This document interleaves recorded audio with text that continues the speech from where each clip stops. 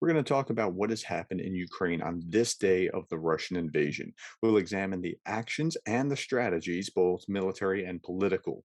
Now, if this is your first time watching, my name is Darren Gertis. I'm a professor who's built multiple leadership programs at Charleston Southern University. So we'll also view these events through the lens of leadership. And I also wrote a book about Zelenskyy called I Need Ammunition, Not a Ride, and you can find it on Amazon. Okay, so here's where we are on 7/6. That's July 6th of 2022 in Ukraine. Nothing's really changed on the map. I mean, there's a little bit movement down here, but really nothing's changed. And this is supported by the assessment of the Institute for the Study of War. I found this fascinating. There were no claimed assessed Russian territorial gains in Ukraine on July 6th for the first time in 133 days of war. And that really surprised me.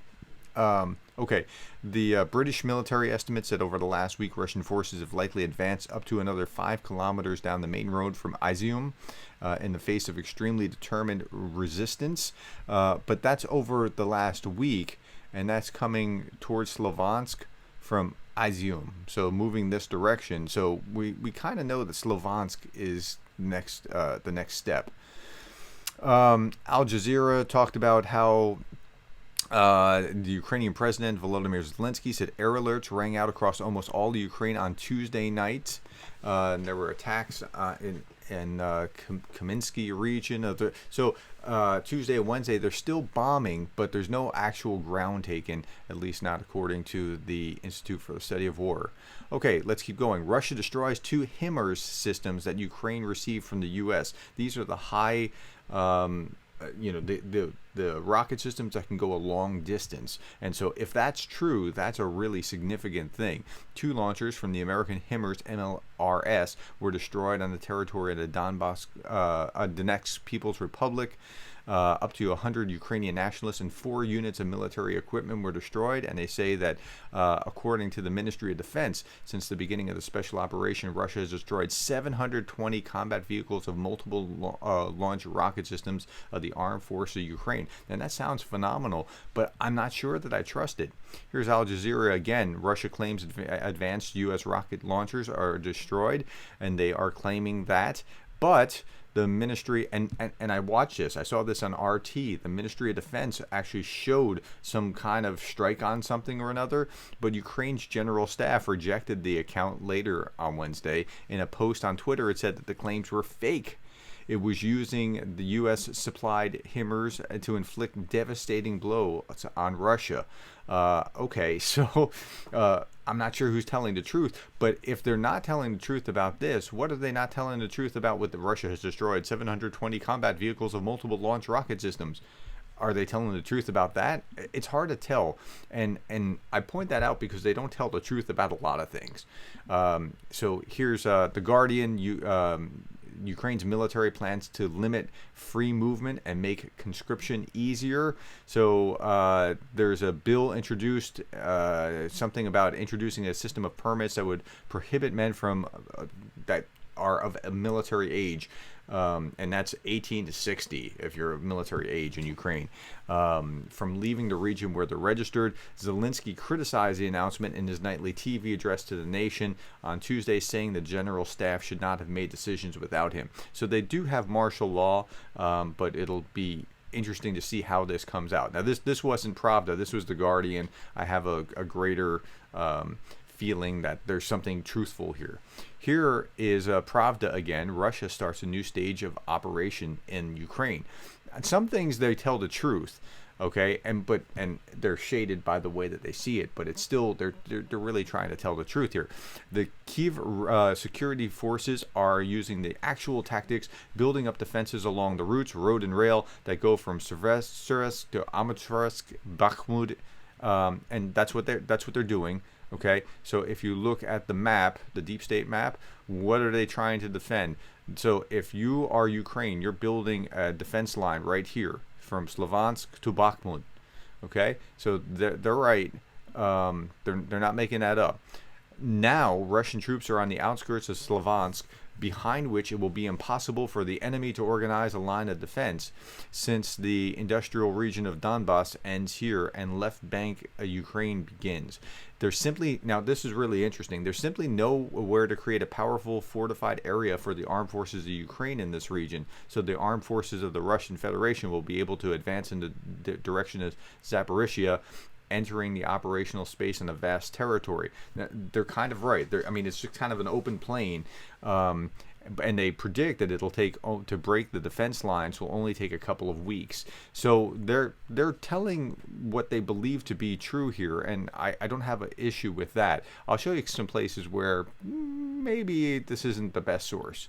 Okay, Russia becomes China's largest crude supplier. That also appears to be true. Russia has toppled Saudi Arabia and the supplies of raw materials to China. Oil imports from Russia amounted to almost 8.42 million tons, and that's the equivalent of 1.98 million barrels a day. That's how it's usually translated into number of barrels a day, which is a quarter more than they bought in April. So China bought a quarter more in May than they did in April of oil from Russia, and that is in spite of the fact that Russian oil shipments to China by sea tripled in price. Now, if you look at the map, Russia doesn't have a pipeline to China. Like, they're right next door, but they don't have a pipeline to China because the oil comes from the very most northern part, Siberia-ish kind of Antarctica, and there's no pipeline running to China, so they have to put it out by sea, and that's more expensive. And in spite of that, China is buying more of this, which China is they're playing a real dangerous game with trying to cozy up to Russia and buy their oil and not get sanctioned. Okay, U.S. should always remember it keeps part of Russia.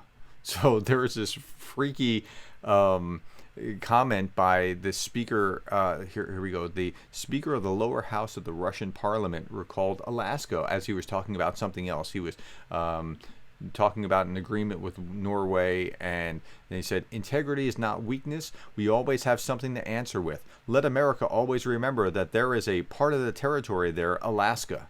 They should remember that we also have something to return. Now, when he's talking about something to return, he's talking about returning to the former Russian Empire. It doesn't matter that they sold Alaska outright to the United States, but it's ominous that he would say that, because earlier Russian President Vladimir Putin recalled that Peter the Great had returned and strengthened Russian territories. In Putin's opinion, modern-day Russia is destined to strengthen and return as well, and he was talking about Ukraine, maybe even the Baltic states, but now this guy's talking about Alaska as well. I mean, I don't know what kind. I mean, I believe that he believes this, but I don't know what kind of la-la land this guy's in. Medvedev quotes the Bible to Russia's critics. Okay, Dmitry Medvedev, this is RT, Russian television. Medvedev has warned against any attempt to establish an international tribunal of sorts on the ongoing conflict between Moscow and Kyiv. Now, I understand why he's saying this. Like, he's going, look, other countries have been involved in conflicts and you haven't done this, but you're doing it differently, okay? He says this, who's been screaming that it's necessary to set up a court over Russia and involve supernatural bodies for this? Who is this daredevil or idiot? This high priest is known to everyone, he added, referring to the U.S., and he worked very hard to sow chaos and destruction all over the world under the guise of the notorious true democracy. Okay, so the U.S. doesn't actually believe in democracy? Well, generally they do. Okay, what tribunal condemned the sea of blood shed by the U.S. in Vietnam and other places? Nobody, and no supernatural body was created for these purposes. But the number of victims of the criminal policy of the U.S. today is comparable to the number of victims of the Hitler regime. Okay, so Hitler's regime had this supernatural body, supranational body that did war crimes trials because they did war crimes. The difference is, in Vietnam, there was a war and militaries were killing militaries. There were some incidents where there were war crimes, like the My Lai massacre, and the My Lai massacre was a big black eye, and we dealt with that. That's different than what Russia is doing, which is mostly war crimes, attacking civilians. He goes on, the U.S. and its worthless lapdogs must remember the words of Scripture, judge not, that ye not be judged. For with what judgment ye judge, ye shall be judged. He's quoting Matthew 7:1-2. For the great day of their wrath has come, and who can withstand it? And he's quoting Revelation. That's pretty nuts. Okay, even more nuts is the former president of the Ukraine saying that Russians face or Ukrainians face a tough choice. Now, this guy is former President Viktor Yanukovych. And he's saying former Ukrainian president, this is RT again, Viktor Yanukovych, has called his fellow Ukrainians to decide if they wanted to return to a peaceful life or continue to fight. Quote, Ukrainian citizens themselves must make a choice. Should they fight until the last Ukrainian or save what's left? Quote, there can be no talk of any unconditional trust in the Ukrainian government, but the constant lies by the authority only accelerate their downfall, exacerbate the situation. They threaten the future of Ukraine that we know and love. Now, who is Yanukovych? Well, in 2014, following violent riots in Kyiv, Yanukovych, the democratically elected president, was ousted from power. The aftermath of a coup d'etat was marred by a crackdown in opposition and a deadly conflict in eastern Ukraine. That's true, but it's not the whole story. The rest of the story is this. Yanukovych was about to make a deal with Europe. He was going to move into the kind of European Union sphere, and at the last minute, he took a deal from Putin. When he took the deal from Putin, the people rose up against him, and essentially, after 100 some odd days of protest, he quit and went to Russia. Okay. At that point, the Russians move into Donbass without, markings on they seize Crimea, they move into Donbass, and that's what kicked off this whole war. So they're not telling the rest of the story. And Yanukovych is largely hated throughout Ukraine because he turned his back on what the people actually wanted and, went to Putin instead. Okay, Lavrov. Lavrov slams Ukraine's allegations of Russian army attacking Russian cities as lies. Okay, so what we're talking about is a few days ago there was a missile strike on Belgorod. Okay, a few days ago there was this missile strike on Belgorod, and now it's an open question. This is July 3rd. At least 3 people were killed and dozens of residential buildings damaged in Belgorod. There was no immediate response from Ukraine. Ukraine has not claimed responsibility, but has described incidents as weapon stores and other sites as karma for Russia's invasion. So the Ukrainians haven't taken responsibility for firing this missile 40 miles over the border into Belgorod. So there's an open question whether the Russians have done this in order to blame the Ukrainians, in order to get amp up the war a little bit more. But he's saying this. This is our favorite spokesman, Lavrov, who just says some nutty things. In a word, they are lying. The facts are well known. Our defense ministry presents facts on a daily basis. Okay, this guy lies like you've never seen. But he likes to accuse people of lying. Here's him talking on the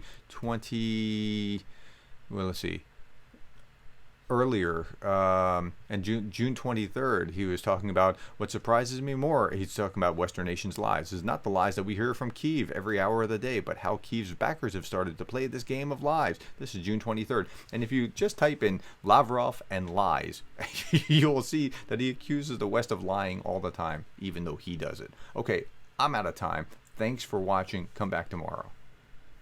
Hey, if this video was helpful, hit like to help others find it in YouTube's algorithm. Subscribe so that you can stay informed. And one more thing, if you are moved to contribute to the humanitarian aid for Ukraine, I have a link below for Samaritan's Purse.